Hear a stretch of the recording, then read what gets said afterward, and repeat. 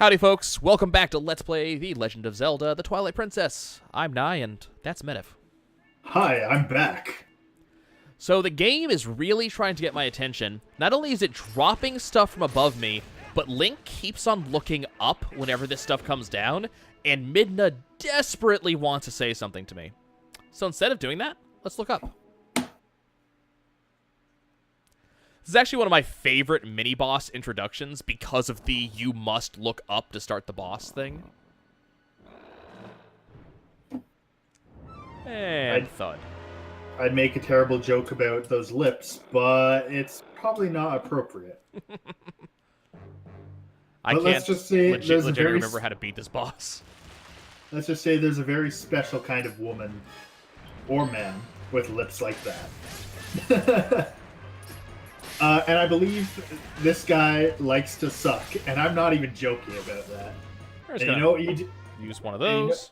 And if you remember what you do with things that like to suck, you give them something to chew on. Oh dear.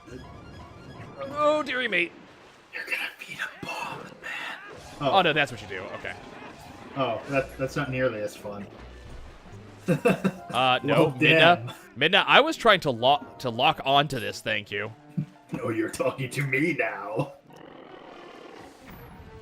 Damn it, I tried. Okay, let's... Come to me, tadpoles! Let us begin! What the hell was that? Instead of doing a spin attack, I just kind of bumped into one of the tadpoles. I still killed several tadpoles, but that actually interrupted the spin attack animation. Huh. Neat. No, do not want to talk to you, Midna. Midna goes, I told you, that thing is all yours. Stop trying to call me. I didn't want to call you.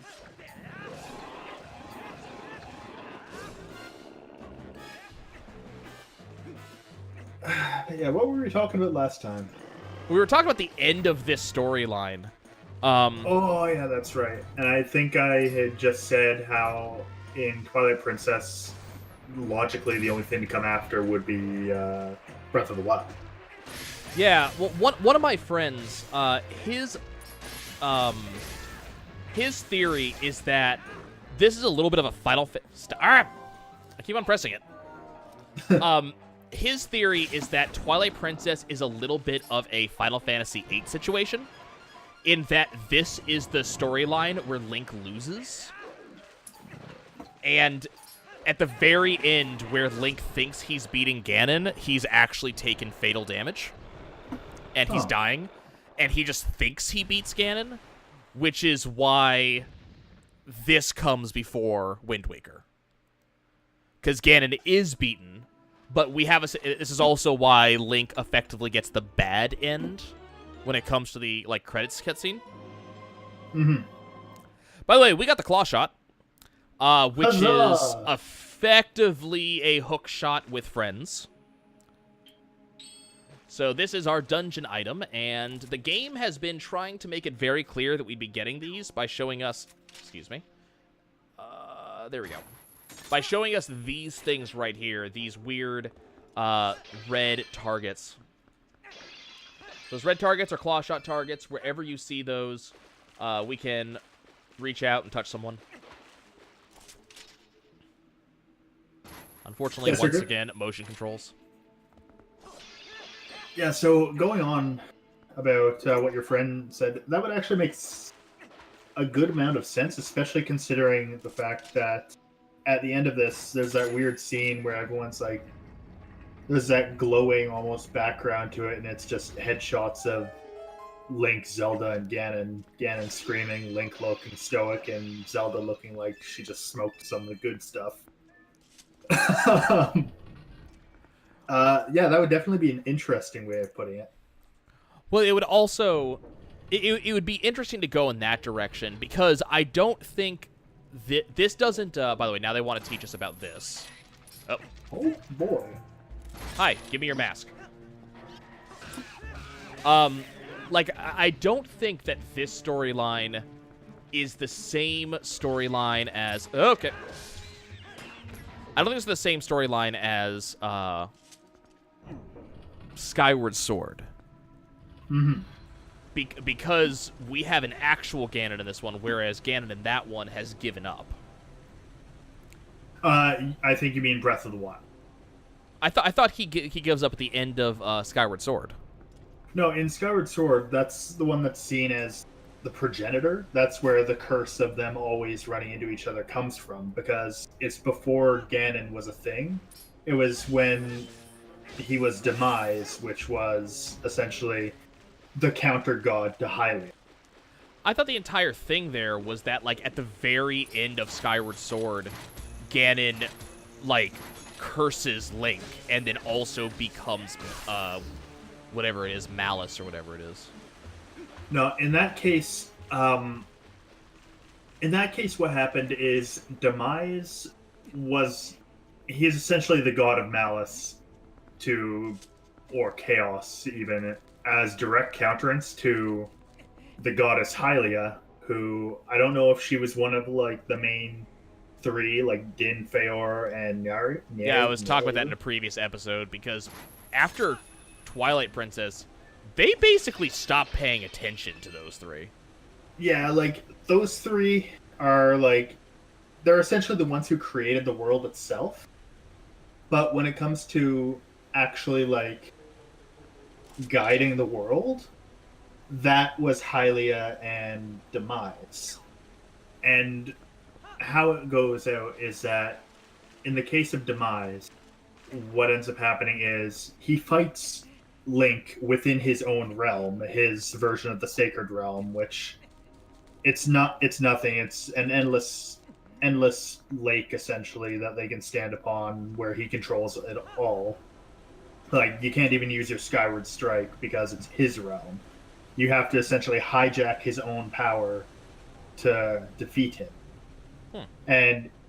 But he fights honorably, but you still defeat him. This nameless nobody with no divine power has defeated a god. You know, as honorably as Ganon can fight. Yeah, he doesn't appreciate this, but he's also accepting that he's lost. So he uses the last of his power before he can be fully banished to place a curse on the souls of Zelda and Link. Zelda being the human incarnation of Hylia, who willfully gave up her divinity to seal him and lost that power permanently. In the case of Link, he's the hero, the one that originally brought the Triforce together and didn't use it for malicious intent. He did it specifically for the purpose of defeating Demise. And then Demise himself, where he reincarnated, but he finally incarnated, but it was to curse them. So rather than him being Demise 2.0, he became Ganon, which was his own version of reincarnation from Hylia into Zelda. The only one with any mortal origin is Link. See, I stopped playing about the second Girahim fight. Yeah, that's fair. Okay, so what we're going to do... Where do I need to go? I need to go through that door to my left. Okay, but I want to go down here. But yeah, ultimately it's interesting. I mean, it's definitely an interesting storyline. I don't know how I feel about some of it. And basically, the Breath of the Wild version is Ganondorf is tired of... Sorry, I have the hiccups now suddenly. I don't know why. Ganon's super tired of always losing. He's a sore loser.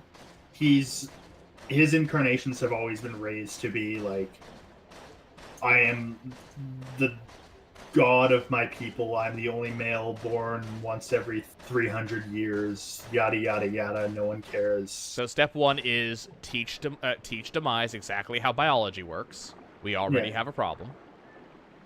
Yeah, but what ends up happening is, even though he reincarnates, because of the way the curse works, he in particular always has at the back of his mind sort of like, not a genetic memory, but sort of like that with his soul. I don't really know what it would be counted as, but regardless, in his deepest, darkest subconscious, he knows he always loses. He is tired of this. So rather than continue the cycle of reincarnation, continue losing, he just lets it all out. He goes, you know what? Screw reincarnation. I'm just going to throw everything at them and see what happens. And to be fair, it did work. Yep. Like, it wasn't until Link, or rather, he was sealed, which put a constraint on his power and prevented him from outright growing, that Link was given the time to focus and bring himself back up to strength and then beyond. Because if you want to get technical, looking at Breath of the Wild, at 13 hearts, you're as strong as Link was when he had the Master Sword and fought Ganon the first time. Now, I know speedrunners kill him at 3 hearts without the Master Sword, etc. With a flaming Deku stick, half naked. Yeah, it's like, we're not saying anything, but logically, most people, when they go fight Ganon, they have the Master Sword. So, at minimum, they're as strong as they were when they were defeated when we weren't in control. But then we go beyond, we get, what is it, like 22 hearts? I don't remember what the maximum is, but it's a lot. Yeah, a lot. Like, he's stronger than he was, and because Zelda is holding him in place, he doesn't need to worry about being on a time limit. He just needs to focus on getting stronger. So he can do what Ganon cannot. And that's what gives him the edge. If he didn't have that, he would have lost again. Okay, hold up. I'm trying to remember where I go from here. But yeah, I think there's actually a claw shot point in the main room. There's a couple of them. I'm just trying to see. There's an item. Oh, I should probably turn my audio off if I'm commentating this while also playing Fallout. Okay, I haven't heard anything, so I mean. No. I'm talking, and other people in game might be able to hear me. Yeah. Yeah, that might be important. Well, there we go. What I remember is that I have to activate the water from the other side now, and I have to raise the water level a second time in the main chamber.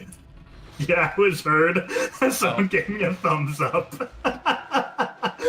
When I told them I was muting myself, they gave me a thumbs up.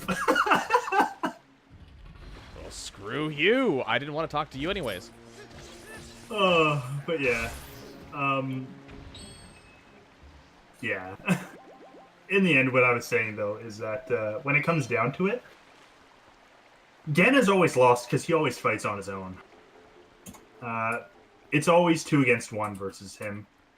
And he won the one time that's not true. No, if you think about it, like, it's always been 2 against 1 in a way. Well, but not for lack of him having the ability to get help. Oh yeah, like, he's got the ability, he just doesn't use it. Well, no, he does. In Twilight Princess, he gets Zant, and in Skyward Sword, he gets Girahim.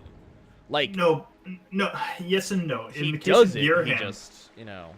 In the case of Zant, he's using him because he's not actually in the world again. In the case of Girahim, Girahim's his sword. Girahim is essentially his sword to Fi being your sword. Okay, hold up. Yes, Girahim is a sword. Oh, no, I'm not about that. Oh, okay. I'm trying to remember where the hell I actually go.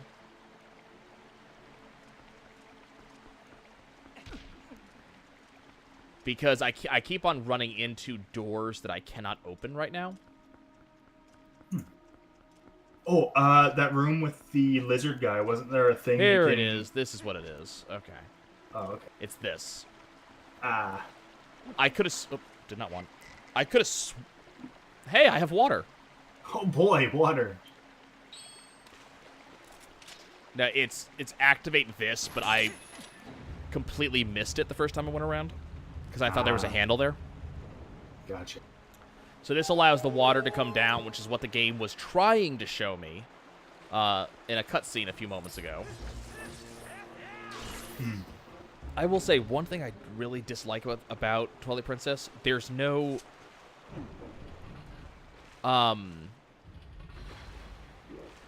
hit confirmation, you know?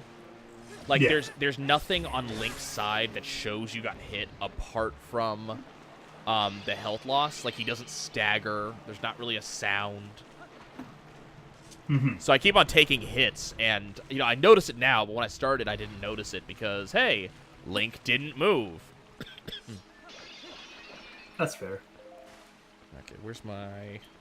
But yeah, getting back to it, like, he never fought with Zant. Like they had the same goal in the end, but they never fought together. With Zelda, Zelda's always really helped Link in some way. In Skyward Sword, she's acting as a medium to put a damper on Demise's power. That's why you have to go into his sacred realm to fight him. It's so that Zelda can't mute his power. In Ocarina of Time, in Ocarina of Time, she straight up pins him so you can get the final blow. In Twilight Princess, I'll leave that one for later because you're playing it for our lovely viewers right now. Yep. And that's something I actually haven't shown off yet, is the being able to lower yourself with the claw shot. Yeah. But in all the most recent Zelda games, it's always been Link and Zelda against Ganon. And in Breath of the Wild, Zelda doesn't have access to her powers. She's using them wrong. So it's not until Link is beaten that she finally figures how to use them. But at that point, it's too late, and he has to essentially go into a healing coma for 100 years. Not spoilers. It's literally in the first 5 minutes of the game. Literally in the first 5 minutes. I couldn't spoil it any more than I wanted to. You couldn't, like, as we said, no spoilers. Where the... Oh, that's where I have to go. Okay. Oh, boy. I can make some glowing blood packs. And for some reason, it gives me radiation resistance. I want to go there. Okay. Oh my god, the motion controls in this game are obnoxious. Like, I'm not turning them off simply because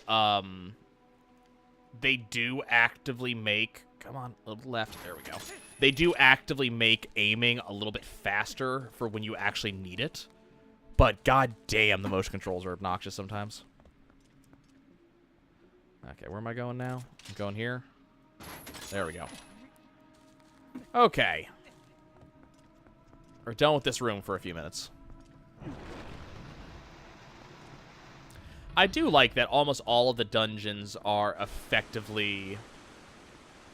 Okay, this is how you're supposed to deal with this guy. Come here, friend. No more bubble for you, jackass.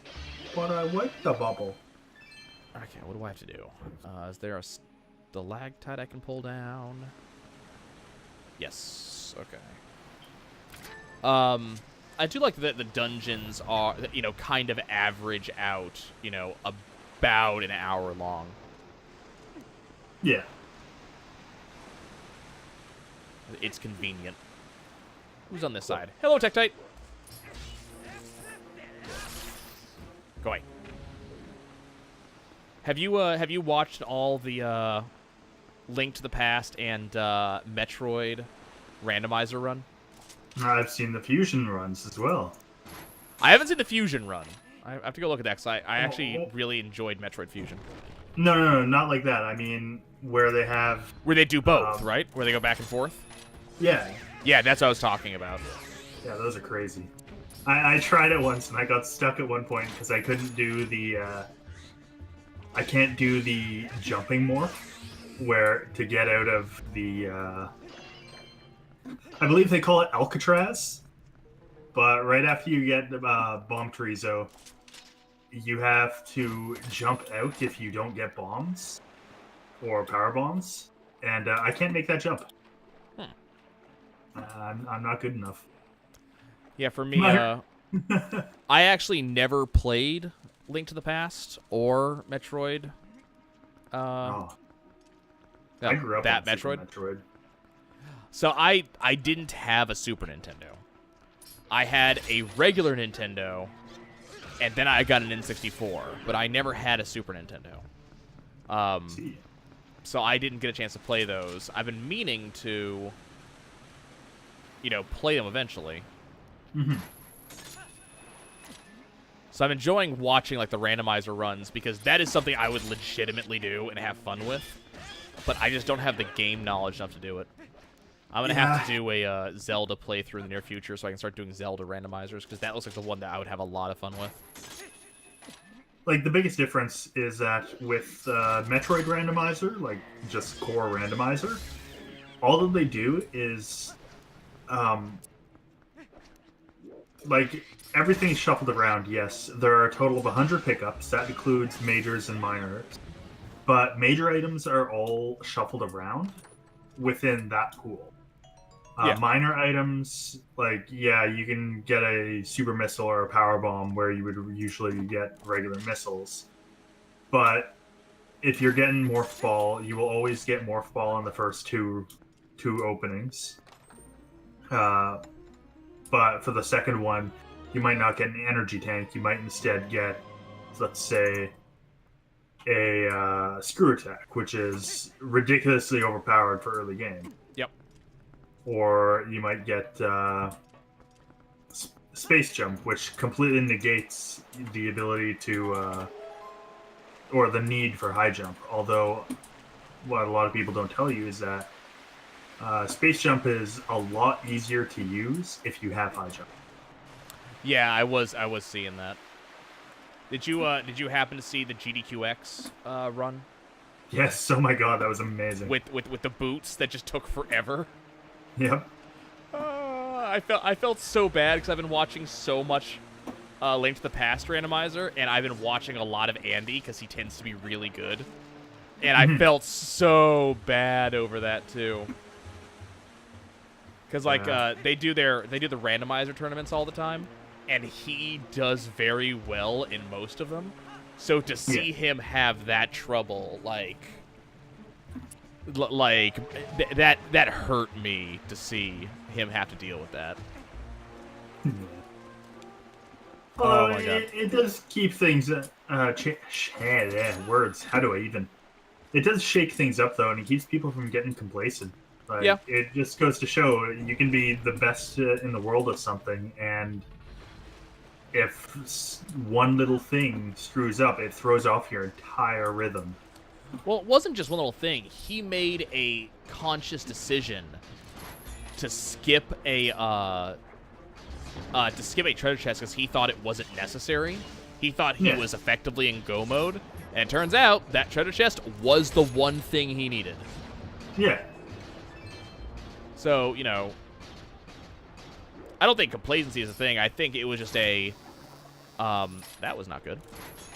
No, well, the thing is, go mode for a lot of runners, for some, go mode isn't even getting Varia. It's getting 8 E-tanks, and then they're in go mode. Well, no, go mode is I can now go straight to the boss. I am now done. Yeah. I don't have to open up any other chest. I don't have to do any other checks, So yeah, what I mean is go mode for some people is 60 super missiles, 10 and 15 regular missiles. It can be just having charge, not even spazer. It can be all kinds of really silly things. Well, I mean, there's go mode and then there's go mode, right? Yeah. Saying that I need 6 E-tanks, that might be your comfort mode, but that's not go mode. Go mode is you killed the 3 bosses and you're going to Mother Brain, right? 5, it's yes. Okay, 5 bosses. In Link to the Past, it's I what? I got my 4 pendant dungeons out of the way. I got boots. I got... I forget all the items you need for Go mode. Go mode in that one is 7 crystals. You don't need pendants. Master Sword at the minimum. I thought you don't have to have Master Sword. Or no, you do have to, but you don't have anything else. Yeah. Like, Master Sword minimum is sort of like... It's not great, but you can still kill Ganon. You can completely forego having a sword at all if you have silver arrows. Let's see here. Yeah, there's a lot of stuff you have to have. I know you don't have to have the cape. Yeah, the cape isn't needed. You can just tank through Spiky Room of Death. So I think you can skip Ice Rod, but you have to have Fire Rod? You don't even need Fire Rod. You just need something that can create fire. So, like, even the lantern works. Hammer is equivalent to a Tempered Sword, which is tier 3. So that's good if you need to do melee. If your Turtle Rock dungeon has a crystal, then you do need Ice Rod. Oh no, I'm being shot. Oh no, commie bots. Not even joking, that's actually why I'm fighting. Again, if you have Turtle Rock, you do need Cane of Samaria, which allows you to create the platforms you need to progress through the dungeon. Boots are and aren't needed. They're needed if you need a library and if the big key is on the torch.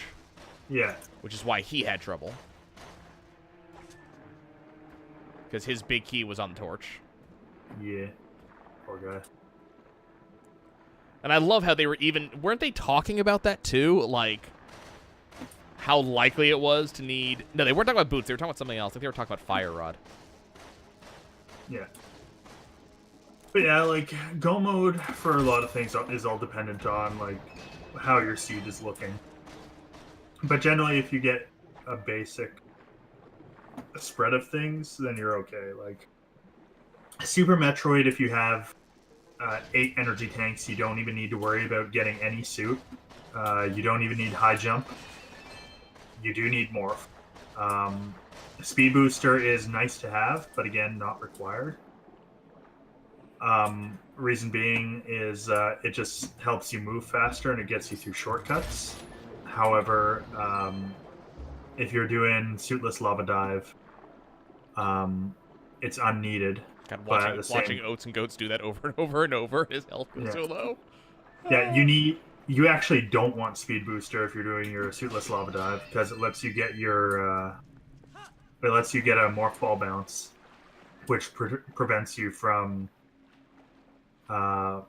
staying in the lava as long because you move faster as a ball than as a person.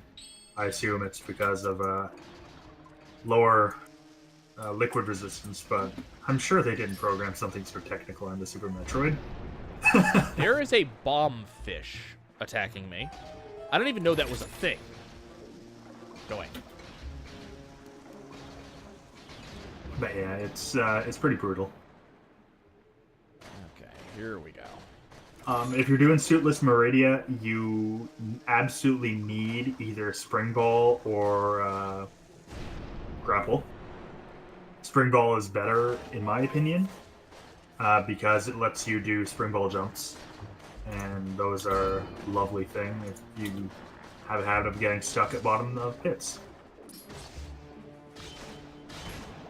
Okay, there goes that. Okay, we're getting there, folks. This is taking a while. Just because I'm trying to make my way around a dungeon that I don't legitimately remember. But I'm pretty sure I'm close to the end, right? Oh, shit. Oh, yeah, you're close. You got the dungeon item, you got maybe, like...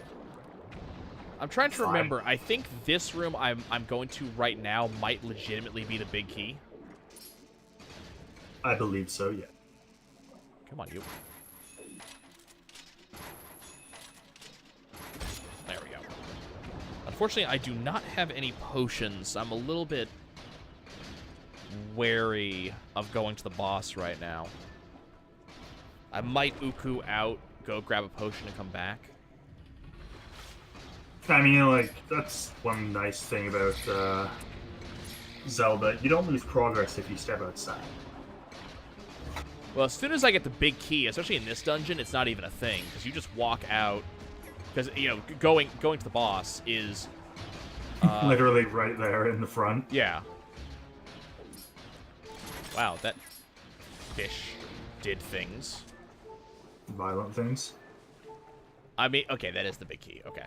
I mean, I have died in this playthrough a couple of times now. That's fair. Okay, what the hell? Is it this? It's this. Yeah, like this. Oh my god, where do I go? I want to say over there, but that's not really helping. Did I do this entire thing in the wrong order or something? So I think what this is telling me is I have to come in from above. Yeah, I believe you have to turn on the water from all three, Wait, there's three side rooms. Yeah, there are 3 side rooms. That was bad. Rest in pepperoni. Okay, I think we're going to take a break there. Come back. We'll see you in a bit, folks.